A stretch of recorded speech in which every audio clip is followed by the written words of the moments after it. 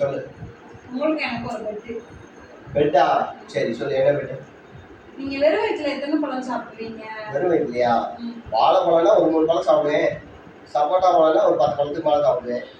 ஜெயிச்சுட்டா நான் உங்களுக்கு 500 ரூபாய் தரேன். ஜெயிச்சா 500 ரூபாய் தருவியா? ஆமா.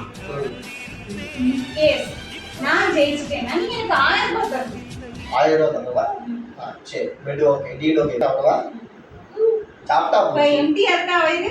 நீ சோறு போட்டியா நைட் இன்னும்? இந்த 4 வாரத்தை சாப்பிட வெறும் வயிற்றுல தான் கிடக்கேன்.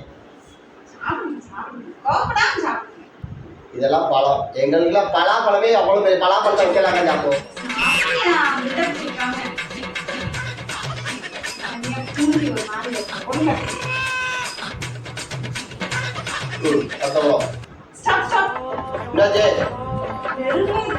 எத்தனை பழம் சாப்பிடுவீங்கன்னு கேட்டேன்.